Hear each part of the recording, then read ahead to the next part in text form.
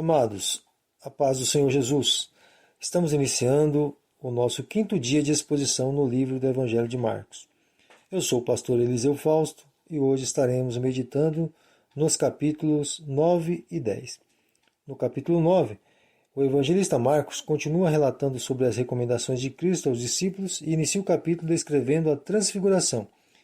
E numa breve pausa, passa a narrar a libertação do jovem lunático, volta às recomendações de Cristo aos seus discípulos, falando sobre quem é o maior no reino de Deus, e finaliza o capítulo com a recomendação de Cristo sobre a importância da vigilância.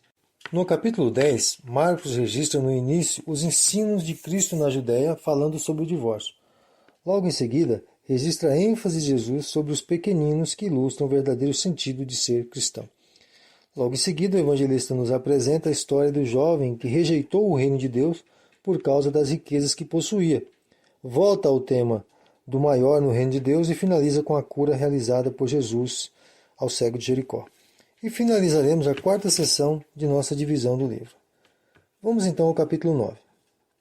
Depois de concluir o capítulo 8 com o relato das recomendações de Cristo aos seus discípulos sobre a fidelidade ao Evangelho, ainda que custe a própria vida, o evangelista Marcos inicia o capítulo 9 com uma afirmação de Cristo aos seus discípulos sobre a vinda do reino de Deus com poder.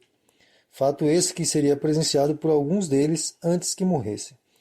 Essa declaração de Cristo aos seus discípulos, no versículo 1, tem sido alvo de muitos pontos de vista. Alguns acreditam que essa vinda do reino de Deus com poder se refira ao dia do Pentecostes na descida do Espírito Santo. Outros acreditam que Jesus esteja se referindo à ressurreição dos mortos, e outros ainda acreditam que seja uma referência à destruição do templo em Jerusalém, 70 depois de Cristo. O problema com todos esses pontos de vista é a questão do significado da expressão vinda do reino de Deus com poder. Se formos pensar que essa vinda do reino de Deus com poder seja uma referência à ressurreição ou ao Pentecostes, não fará sentido, pois todos os discípulos, com exceção de Judas Iscariotes, ainda estariam vivos e a declaração que aqui diz alguns não provariam a morte antes de, ficaria sem sentido. A opção que resta dos pontos que mencionei acima é da destruição do templo em Jerusalém. Mas desse ponto de vista penso que não seja uma boa definição para a expressão vinda do reino de Deus com poder. Essa vinda do reino de Deus com poder, como descreve o evangelista no versículo 1, acredito estar relacionada com os versículos seguintes, pois na transfiguração Jesus foi manifestado apenas a 3 dos 12 discípulos, com poder semelhante no qual será revelado na gloriosa manifestação. E esse detalhe se encaixa perfeitamente na declaração: dos que aqui estão, alguns há que não provarão a morte sem que vejam chegado o reino de Deus com poder.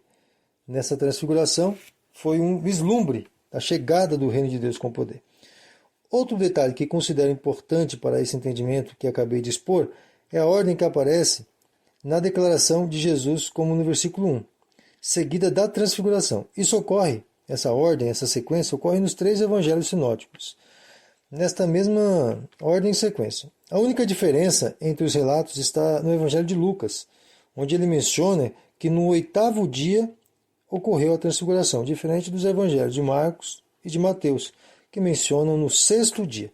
Com certeza não é uma coincidência todos eles manterem essa ordem ou essa sequência, mas certamente seja um entendimento comum que nutriam entre eles. É certo que essa transfiguração de Cristo no monte, nos versículos de 2 ao 9, revelou aos seus 3 discípulos a glória do Messias que governará sobre todo o mundo. Essa manifestação gloriosa trouxe alento ao coração deles, pois já estavam esmorecidos depois da declaração de sofrimento e morte que Cristo declarou que passaria no capítulo anterior. O monte no qual Jesus levou os seus 3 discípulos para contemplarem essa transfiguração, consensualmente, é o Monte Hermon, que ficava próximo de Cesareia de Filipe. A manifestação de Elias e Moisés com Cristo na transfiguração e a voz audível do céu confirmando que era a Jesus que os discípulos deveriam ouvir, evidenciou a superioridade de Cristo sobre todo o Antigo Testamento, pois Elias representava os profetas e Moisés a lei. Tanto é verdade que só a Jesus a voz disse que eles deveriam ouvir. Como estabelece um dos 5 pontos da sola da reforma, solus Christus. Somente a Cristo devemos ouvir, somente a Cristo devemos servir. Após essa revelação gloriosa aos 3 mais íntimos discípulos de Jesus, eles o recomenda a não contar a ninguém até que ressuscitasse dos mortos. No versículo 10, o evangelista Marcos nos informa que a declaração de Cristo ressuscitasse dos mortos ficou em discussão entre eles. Ou seja, ainda não haviam entendido que Jesus deveria morrer e ressuscitaria ao 3º dia. Como esses 3 discípulos viram Jesus juntamente com Elias e Moisés na transfiguração, Marcos relata que eles lembraram de um ensino popular entre os escribas, de que Elias viria antes do Messias. E Jesus confirma que esse ensino era verdadeiro. E no versículo 13, ele confirma que Elias já tinha vindo, se referindo a João Batista, que se manifestou antes da vinda do Messias, como relatou Marcos no capítulo 1. Lembrando aos irmãos que João Batista não era o Elias encarnado com outro nome, como alguns desejam ensinar, pois como ficou claro na transfiguração, Elias continua sendo o mesmo que foi levado ao céu. Nenhum dos discípulos tiveram dúvidas quanto a isso, e contra um fato das Escrituras não há dúvida que permaneça de pé. Depois dessa manifestação no monte, a partir do versículo 14 até o 29, Jesus se depara com uma nova fase de incredulidade de seus discípulos, que não foram capazes de expulsar o demônio de um garoto. Isso novamente deixou Jesus entristecido. Notemos no episódio narrado pelo evangelista que a incredulidade é o aspecto existente no ser humano que mais causa ira e tristeza em Jesus. Por esse motivo, seja crente. Nos versículos de 30 ao 32, Jesus anuncia novamente a sua necessária morte e poderosa ressurreição, mas o evangelista nos informa que os discípulos ainda não compreendiam totalmente o que isso significava. Nos versículos de 33 ao 37, Jesus ensina novamente aos seus discípulos a bem-aventurada humildade. E para tal ensino, Jesus pegou uma criança como exemplo da forma correta de receber o seu evangelho. Posso destacar 2 motivos para esse exemplo de Cristo. Primeiro, uma criança não se preocupa com status. E segundo, no tempo de Cristo, as crianças eram muito ignoradas no meio social. Então, segundo o exemplo que Jesus quer nos ensinar, devemos receber o reino de Deus sem pretensão de querer ser grande por isso, mas devemos aceitá-lo com singeleza e simplicidade de coração. Do versículo 38 ao 41, Jesus nos ensina sobre a tolerância. O apóstolo João é quem se manifesta nesse evento, mas não foi muito feliz na sua interpretação, pois pensava que eles seriam exclusivos em servir a Jesus. E Jesus afirma para ele que o serviço cristão é uma obra estendida a todos que desejarem, como era o caso encontrado por ele. Ainda temos muitos cristãos nos dias atuais que sofrem com a síndrome de João, pois pensam que somente a igreja que ele pertence, ou a denominação que ele pertence, é a verdadeira serva de Jesus. Evitemos esse tipo de pensamento. Do versículo 42 até o término do capítulo, Jesus ensina sobre o cuidado com a vida cristã prática. Se utilizando novamente da criança, Jesus ensina que o cristão, sem muito conhecimento ou sem muito estudo, deve ser recebido com honra também, assim como outro que tenha muito conhecimento. Pois até quem der um copo de água a um desses pequeninos que seja considerado sem muito conhecimento, receberá um galardão. Com esse ensino, Jesus também nos orienta à necessidade de evitar ser a causa de tropeços a quem quer que seja, mas devemos manter uma vida cristã, se importando com todos. Vamos agora ao capítulo 10. À medida que o Messias segue rumo a Jerusalém, onde sua morte sacrificial terá seu cumprimento, o evangelista Marcos concentra no ensino onde Jesus vai se afunilando cada vez mais no ensino verdadeiro e na perseguição que ele sofre com os líderes religiosos da época. E aqui no capítulo 10, do versículo 1 até o 12, a discussão travada com os líderes religiosos é sobre a questão do divórcio. Os fariseus queriam novamente apanhar Jesus em algum erro. Nessa ocasião, perguntaram a ele se era permitido ao homem divorciar de sua esposa. Mas Jesus, conhecendo a intenção deles, deixou que eles mesmos respondessem o que Moisés havia deixado escrito. E após confirmarem a concessão mosaica sobre o divórcio, pela dureza do coração deles, Jesus os corrige, reportando que ao princípio, quando Deus instituiu o matrimônio, o divórcio nunca foi uma opção. E além de Deus ter instituído no início da criação como o divórcio seria algo sem nenhum tipo de cogitação, ele fez a mulher para o homem e o homem para a mulher, numa união claramente heterossexual. Vamos lá, uma exceção aqui no Evangelho de Marcos sobre esse assunto é que ele não menciona a permissão do divórcio no caso de infidelidade conjugal, como aparece no Evangelho de Mateus. Mas, como sabemos pelo Antigo Testamento, quando alguém era pego em adultério, não só o seu casamento estaria sendo desfeito, mas a sua vida também. A quebra da aliança pela infidelidade conjugal faz com que a união do casal seja automaticamente quebrada. Por isso, eu acredito que não seja necessário que haja uma discussão sobre esse assunto em cada página das Escrituras. Do versículo 13 ao 16, o evangelista Marcos registra o ensino do Filho de Deus sobre como devemos nos aproximar dele e, novamente, utiliza as crianças como exemplo. Agora Jesus conduz a atenção de todos os adultos para a simplicidade que há em uma criança e afirma que esse deve ser o comportamento daqueles que desejam entrar no reino de Deus, ou seja, devem recebê-lo como uma prioridade, sem uma prévia necessidade, como era comum entre a multidão que o seguia. Bom e necessário comportamento de um cristão, de um verdadeiro cristão, é quando esse se entrega a Deus e a Jesus de todo o coração, sem reservas, assim como as crianças ali presentes. Não tinham nenhuma necessidade para ir até Jesus, mas foram apenas com o objetivo de desfrutar da sua companhia e receber a sua bênção.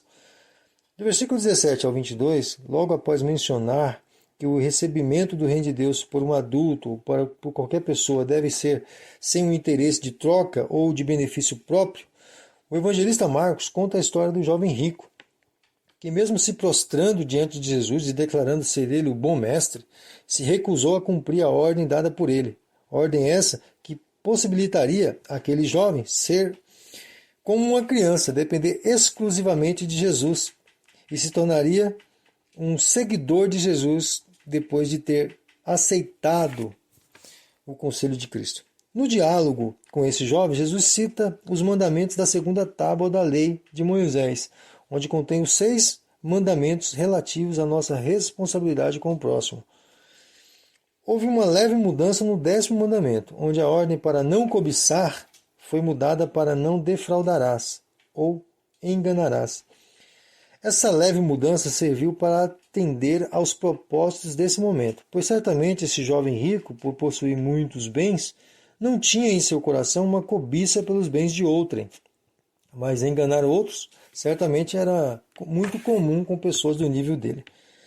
Mas a declaração do jovem foi resolutamente firme em dizer que praticava desde a sua meninice aqueles mandamentos. Mas, quando Jesus sugere que venda seus bens, ele não aceita tal exigência. E essa rejeição ao apelo de Cristo justifica o porquê ele não poderia entrar no reino de Deus, pois rejeitou se comportar como uma criança, que recebe com grande regozijo e alegria as palavras de Cristo, independente do sacrifício exigido. E sem muita demora, esse jovem se retirou para a sua própria realidade de vida. Essa atitude dele representou um adulto autossuficiente, em contraste com uma criança dependente do Rei da Glória. Precisamos constantemente verificar como está o nosso coração diante de Jesus, agindo como uma criança e não como um adulto prepotente. Do versículo 23 ao 31, o evangelista Marcos encaixa, logo após a rejeição do evangelho por esse jovem rico, o ensino de Jesus sobre o perigo das riquezas, pois essas podem facilmente tomar o lugar de Deus no coração do homem.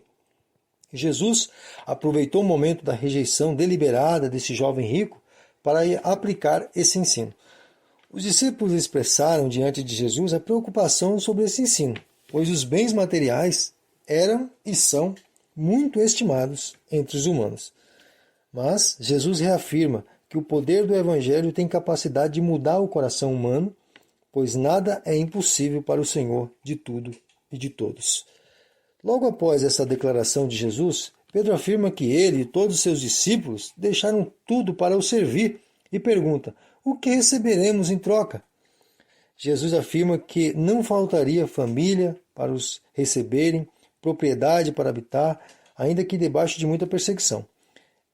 Essa declaração de Cristo se torna uma realidade na constante vida missionária. Falando isso, porque existem muitos que querem utilizar esse texto para ensinar que Jesus prometeu dar muitos bens aos seus seguidores. Entender assim seria uma grotesca contradição de tudo o que foi narrado aqui pelo evangelista. Nos versículos 32 ao 34, o evangelista Marcos nos informa que, chegando próximo a Jerusalém, Jesus novamente relembra aos seus discípulos sobre a morte necessária e a ressurreição poderosa no terceiro dia.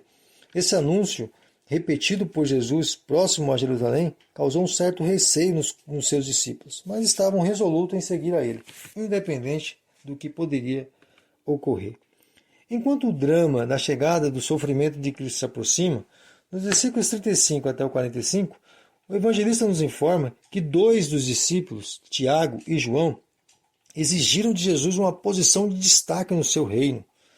E Jesus assegura a eles que as posições de destaque no seu poderoso reino será entregue àqueles que, de certa forma, conquistariam a tal posição. Pois ainda que esses discípulos sofreriam por amor a Cristo e morreriam como mártires, não deveria nutrir o desejo no seu coração de serem os maiores do seu reino. No versículo 46 até o término do capítulo, o evangelista Marcos fecha o capítulo 10 com um milagre realizado por Jesus na vida de um cego chamado Bartimeu, quando saía de Jericó. Esse cego, ao saber que Jesus passava por lá, começou a clamar desesperadamente e persistentemente. E ainda que muitos o desejavam calar, ele continuou até ser ouvido por Jesus. Na realidade, todos nós sabemos que Jesus já conhecia esse cego, mas desejou que este o clamasse insistentemente para receber o seu milagre. Assim também é em nossas vidas.